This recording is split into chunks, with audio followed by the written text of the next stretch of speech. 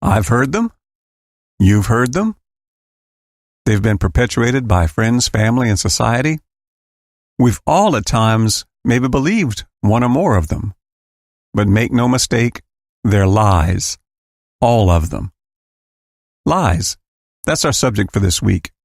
Hey, this is Todd. Welcome to the Thrive Singles Podcast.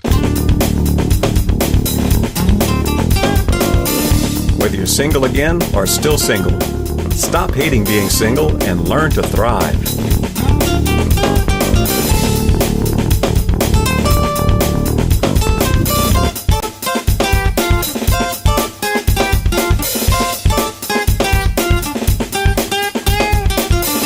And welcome back. I hope you enjoyed your Thanksgiving, and I hope you're still thankful every single day. I'm thankful. I'm thankful that you've chosen to spend a little time with me here today, learning about how to thrive as a single person. Have you ever believed something, then later found out it was a lie? The thing about believing lies is that you act according to your beliefs. If your beliefs are wrong, you do the wrong things. If you do the wrong things in relationships, you end up unhappy, lonely, or in a dysfunctional relationship. Here are a few things that lots of single people believe that just aren't true. Number one, you have to put out. I want to start with this one because it's one of the most common lies singles believe. It's gotten to the point where this almost goes without saying. It's the new normal. It's become a societal expectation. Having sex is assumed to be a part of dating. And that attitude is prevalent even among Christians. I corresponded with someone I met on eHarmony, and she was otherwise a practicing Christian, involved in her church, but she would not budge on her need to sexually try someone out before she married them. Now that shocked me. And being the kind of guy I am, it also made me lose interest. But here's the truth. The truth is that there are lots of people out there who believe like you do, that sex is for married people. You just don't hear about them very often. That point of view gets either ignored or shouted down most of the time. Society at large can't fathom dating without sex. But I can, and I know a lot of you can. In fact, I did. I believed this so deeply that I never did and never would have considered dating someone who thought sex in dating was okay. The woman I'm now married to felt the same way. We both went an extended period of time without having sex before we remarried. It was difficult, but because we were purposeful, we made it through our dating and engagement without indulging our sexual urges. And we have friends with similar stories.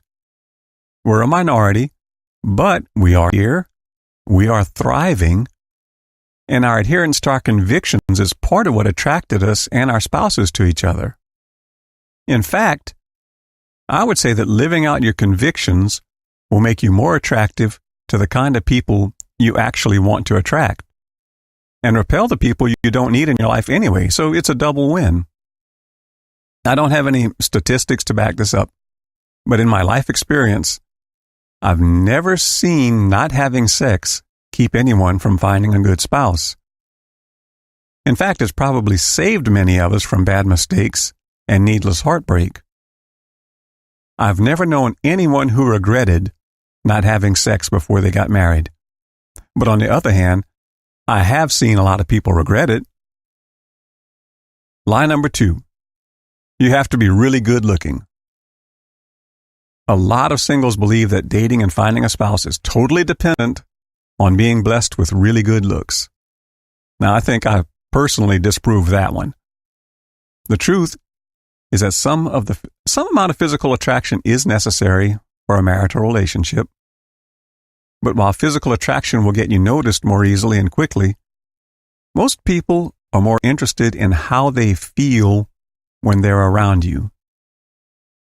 If you're engaging, attentive, genuine, humorous, encouraging, thoughtful, kind, confident, if you're those things, you don't have to be the best looking person around to attract attention. Of course, it also helps if you add in good grooming, good personal hygiene, and dressing appropriately for the occasion too. Plus, the attention you attract will be the right kind of attention from the right kind of people. Really physically attractive people are most attractive to who? To people who place a lot of value on physical appearance. But good looks and physical attraction alone, they can't hold a relationship together. If they could, people like Brad Pitt and Angela Jolie, they never would have broken up. Or Brad Pitt and Jennifer Aniston either. There's a lot more to being attractive than simply being blessed with high cheekbones and a thin waist. Yes, you should try to make the most of the looks you have. You should dress to accentuate your positives and hide your negatives. But it's just as important, or maybe even more important, to work at being emotionally, intellectually, and spiritually attractive. If someone is, quote, in love, end quote, with you because of your looks, what happens when someone else catches their eye who they find more physically attractive than you? Or what happens as you get older and things begin to wrinkle and sag? On the other hand, people don't usually lose their niceness or their kindness as they get older. So yeah, work on being as physically attractive as your genetics will allow, but work more on the parts of you that gravity won't alter over time. Third lie I want to tackle is the lie that you need lots of money to be attractive. This one affects men more than women, but in this modern era of two-income households, it can cut both ways. The truth is that, just like good looks, having a lot of money makes you attractive to people whose values are misplaced. In fact, if you have a lot of money, how do you know if someone loves you or just loves the lifestyle your money can provide? I've heard stories of people who purposely kept their wealth a secret until after they had gotten engaged. That way they knew for sure where their love interests' priorities were. Also, like I said about good looks, money can never keep a couple together. If it could, here again, Brad Pitt would still be with Jennifer Aniston or Angelina Jolie. And like I also said about good looks, I disproved that theory too. I managed to find true love with neither great looks nor great wealth, and so can you. And there are a lot more lies. In fact, as I thought about the lies singles believe, I thought of lots of other lies besides these three. So I've decided to do a part 2 of this episode next week. In the meantime, what about you? What lies have you believed? And how did you overcome those lies? Let me know in the comments, or on Facebook on the Thrive Singles Ministry page, or on Twitter @ThriveSingles. Or drop me a line at ask@thrivesingles.com. And if you haven't yet, head on over to thrivesingles.com and subscribe and get your free ebook. I hope you enjoyed this week's podcast. See you next week. Till then, be sure to subscribe and go check out my extensive archive of past posts at thrivesingles.com. And thrive on. Whoa, thrive. Yeah, come alive. There's more to life.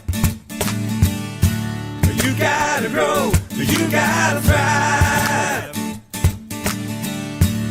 Whoa, whoa, you gotta thrive.